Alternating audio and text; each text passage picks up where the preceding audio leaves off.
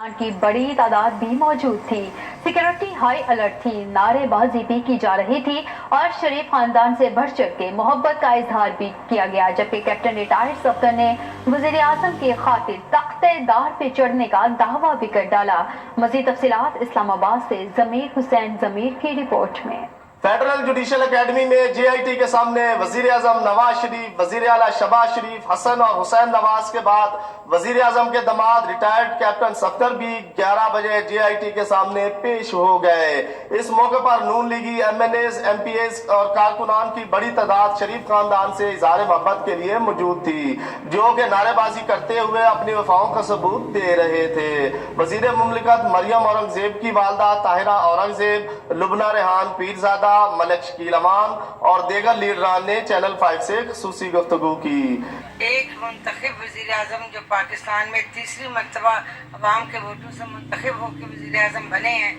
انہوں نے قانون کی جو پاسداری کا درس ہمیں دیا ہے, ہم تمام کارکن اس درس پہ لبیک کہتے ہوئے کہ جس طرح وہ جے آئی ٹی کے سامنے پیش ہوئے, جس طرح انہوں نے تفصیلات دیں اور تمام باتیں جو جے آئی ٹی نے پوچھی ان کے سوالوں کے جوابات دیے. میرا میسج یہی ہے کہ اللہ تعالیٰ انشاءاللہ, اور ہم لوگوں کو یقین ہے کہ اللہ تعالیٰ شریف فیملی کو سرخرو کرے گا, اور ہمیشہ سے ہی انہوں نے پاکستان کے لیے, پاکستان کی ترقی کے لیے کام کیا اور وہ اسی طرح آگے بھی کام کرتے رہیں. نوازی کا مقابلہ نہیں کر سکتے, وہ عمران خان ہو, وہ آصف زرداری ہو, یا وہ کوئی اور لچا لفنگا ہو, لٹیرا ہو, کوئی زکوٰۃ خور ہو, کوئی خیرات خور ہو, کوئی ملک کو لوٹنے والا ہو. جن لوگوں نے بے نظیر بھٹو کے مزار تک اربوں روپے کھا گئے, جو بے نظیر بھٹو کے آبائی شہر لڑکانہ کا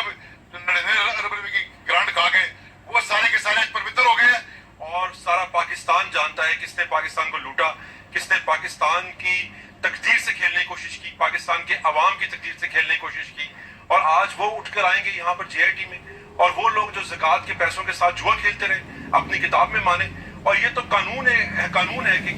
if somebody blame you, he should come with some clean hands. جس کے اپنے ہاتھ صاف نہیں ہے, وہ نواز شریف پر آج کیچڑ اچھالنے کے لیے آئے ہوئے ہیں, اور جن کے ناجائز بچے ہیں, جو یہودیوں کے ایجنٹ ہیں, اور جو آج ساری پیپلز پارٹی کو گود میں بٹھا کر یہ سمجھتے ہیں کہ پاکستان کی تقدیر بدل دیں گے, وہ ہم ان کو دیکھ رہی ہے انشاءاللہ تعالیٰ. ابھی جہاں پہ وہ کے پی کے میں, وہاں بھی وہ جوتے پڑنے والے ہیں اگلے الیکشن میں, اور نواز شریف انشاءاللہ پھر سرخرو ہوں گے عوام کی عدالت سے بھی, اللہ کی عدالت سے بھی, اور 2018 میں